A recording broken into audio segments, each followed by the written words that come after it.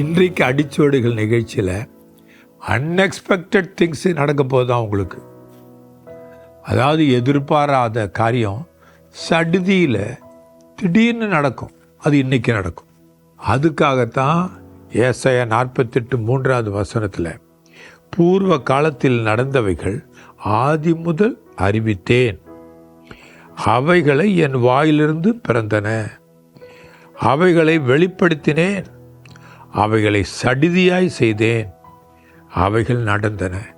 இந்த சடுதியாய் நடக்கிற சில காரியங்கள் கர்த்தரால் தான் நடக்கணும்.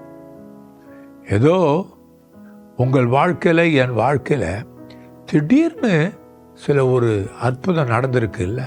கொஞ்சம் யோசிச்சு பாருங்க. உங்கள் வாழ்க்கையில் இது முடிய உங்களை நடத்தின கர்த்தர் சடுதியாக அன்எக்ஸ்பெக்டடாக ஏதோ நடத்தியிருப்பார். நம்ம நினச்சிட்டு இருப்போம் நம்ம சாதித்ததாக. இல்லை, ஆண்டவர் தான் அதை செய்கிறார். ஆதி முதல் கர்த்தர் வானத்தின் பூமியை உருவாக்கின நாள் முதற்கொண்டு அவர் சொன்னது தான் நடக்குது. சங்கீதம் 33:9 அவர் சொல்ல ஆகும், கட்டளையிட நிற்கும். அதை சில நேரங்களில் ஊழியக்காரர்கள் மூலமாக செய்து காட்டிடுவார். கர்த்தர் சொல்வார், நீ போய் சொல்லு, சொன்னால் அது நடக்கும். ஆனால் அதே ஆண்டவர் தீமையை தடுப்பார். எசேக்கியா ராஜாவை வேதாகமத்தில் ஆண்டவர் ஏசாயா மூலமாக மரணவியாதி வந்துருச்சு, உனக்கு உன் நாட்களை ஆயத்தமாக்கு அப்படி சொல்லிட்டார்.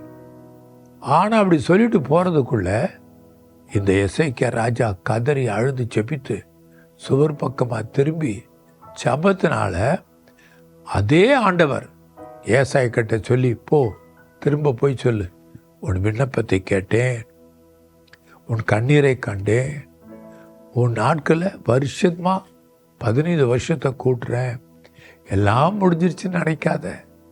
இதுதான் உங்களுக்கும் எனக்கும் நடக்கும். நம்ம முடிஞ்சிருவோம் அல்லது முடிஞ்சிருச்சுன்னு நினைப்போம். கர்த்தர் சுகமாக்கி பல வருஷங்களை கொட்டி கொடுப்பார். நீடித்த ஆயிலை கொடுக்கிறவரும் அவர் தான். ஆயிலை சில நேரங்களில் எடுத்துக்கொள்கிறவரும் அவர் தான். ஆனால் உங்களை வாழணும்னு சொல்லி உங்களையும் என்னையும் இந்த பூமியில் வாழ விட்டுருந்தா அவர் நினைத்து நம்ம துதிக்கணும். அநேகர் துதிப்பதே கிடையாது. சாவு சாவு சாவு, மரணம் மரணம் மரணம்னு சொல்லிக்கிட்டே இருப்போம். அந்த வார்த்தையின்மே சொல்லாதீங்க.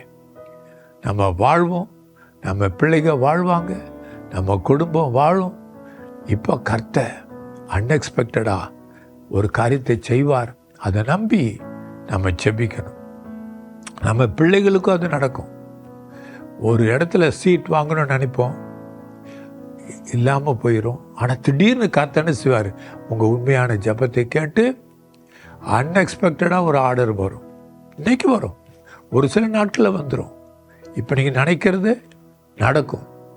அவரை நம்பணும், அவருடைய வார்த்தையை நம்பணும். அவர் கட்டளையிட்டால் எல்லாம் நடந்துரும்னு சொல்லி நம்பி ஜெபிப்போமா? உங்கள் வாழ்க்கையில் என்னென்னலாம் வேணுமோ அதை இப்போ நினச்சிக்கிங்க.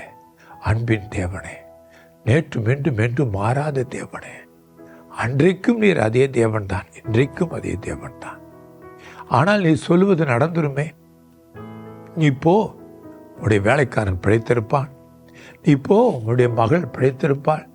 அந்த வார்த்தை தானே அன்றைக்கு நடந்தது, இன்றைக்கும் அதே வார்த்தை, மாறாத வார்த்தை. இன்றைக்கு என் ஜனங்கள் எதிர்பார்க்கிற அற்புதங்கள் நடக்கட்டும். பிள்ளைகளுக்காக, குடும்பங்களுக்காக, கணவனுக்காக, மனைவிக்காக, தொழிலுக்காக அதிசயம் நடக்கணும்.